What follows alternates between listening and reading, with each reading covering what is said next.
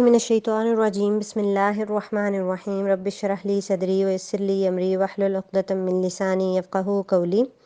سورہ بقرہ آیت نمبر 247۔ وقال اور کہا لہم ان کو نبیہم ان کے نبی نے ان اللہ بے شک اللہ تعالیٰ نے قد بعث مقرر کر دیا ہے لکم تمہارے لیے طالوت کو ملکن بادشاہ۔ قالوا وہ بولے انا یکون کیسے ہو سکتی ہے لہ الملک اس کے لیے بادشاہت علینا ہم پر ونحن اور ہم احق زیادہ حقدار ہیں بالملکی بادشاہت کے منہ اس سے ولم یؤتا اور اس کو نہیں عطا کی گئی اس کو نہیں دی گئی ساعتن وسعت ساعتم من المالی مال سے۔ قال اس نے کہا ان اللہ اصطفاہ بے شک اللہ تعالیٰ نے اس کو چن لیا ہے، مصطفیٰ ہوتا ہے نا چنا ہوا، تو اللہ نے اس کو چن لیا ہے علیکم تم پر، وزادہ اور اس کو زیادہ دی ہے بسطتاً وسعت کشادگی فی العلم علم میں والجسمی اور جسم میں، واللہ اور اللہ یؤتی دیتا ہے ملکہ اپنا ملک من یشاء جسے وہ چاہتا ہے، واللہ اور اللہ واسع علیم وسعت والا علم والا ہے۔ وقال لہم اور کہا ان کو نبیہم ان کے نبی نے ان آیت ملکی ہی بے شک نشانی اس کے ملک کی، اس کی حکومت کی، اس کی بادشاہت کی، ان یاتیکم التابوت یہ کہ آئے گا تمہارے پاس تابوت، فیہ سکینۃ من ربکم اس میں سامان تسکین ہوگا، سکینت ہوگی تمہارے رب کی طرف سے، وبقیۃ مما اور بقیات بچی ہوئی چیزیں مما اس سے جو ترکا چھوڑا آل موسیٰ و آل ہارون آل موسیٰ اور آل ہارون نے، تحملہ الملائکہ اٹھائے ہوئے ہوں گے اس کو فرشتے یا اٹھا لائیں گے اس کو فرشتے۔ ان فی ذالک بے شک اس میں لآیۃ لکم البتہ نشانی ہے تمہارے لیے ان کنتم مؤمنین اگر ہو تم مومن۔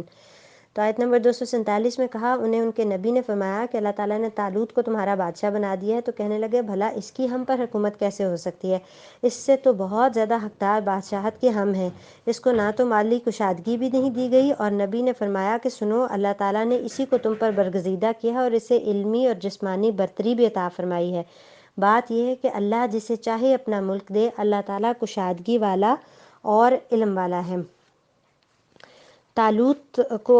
ان کی درخواست جب انہوں نے کی نبی سے تو طالوت کو ان پر بادشاہ مقرر کیا گیا۔ طالوت عبرانی کا لفظ ہے جس کے معنی ہے لمبا تڑنگا شخص۔ یہ بنی اسرائیل کے سب سے چھوٹے قبیلے کے شخص تھے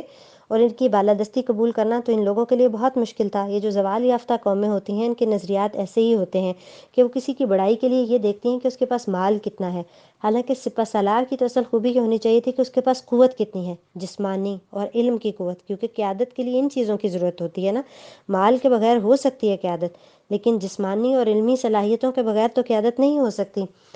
تو طالوت اس نسل میں سے نہیں تھے جس سے بنی اسرائیل کے بادشاہوں کا سلسلہ چلا آ رہا تھا۔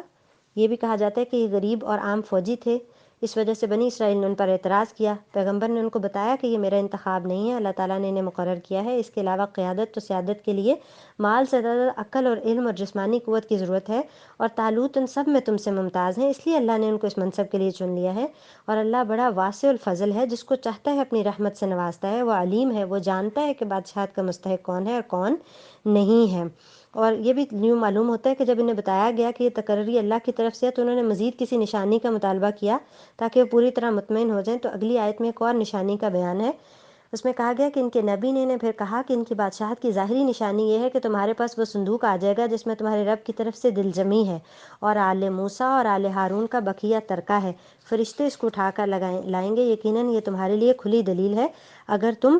ایمان لانے والے ہو یا ایمان والے ہو۔ تو صندوق یعنی تابوت جو توب سے ہے، جس کے معنی رجوع کرنے کے ہیں، کیونکہ بنی اسرائیل تبرک کے لیے اس کی طرف رجوع کرتے تھے۔ اس تابوت میں حضرت موسیٰ علیہ السلام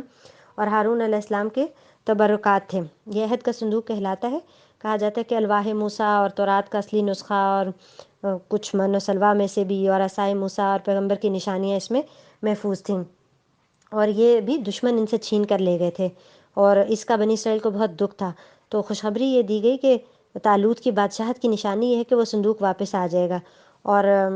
اس کو فرشتوں کے ذریعے یہ طالوت کے دروازے پر پہنچا دیا گیا، جسے دیکھ کر بنی اسرائیل بہت خوش ہوئے اور اسے طالوت کی بادشاہی کے لیے اللہ کی طرف سے نشانی بھی سمجھا، اور اللہ تعالیٰ نے اسے ان کے لیے ایک آیت اور فتح اور سکینت کا سبب قرار دیا، یعنی اسے ایک نشانی اور فتح اور تسکین کا سبب قرار دیا۔ اور سکینت کا مطلب یہ بھی ہوتا ہے کہ اللہ تعالیٰ کی طرف سے خاص ایسی نصرت کا نزول جو اپنے خاص بندوں پر کرتا ہے، جیسے جنگ وغیرہ میں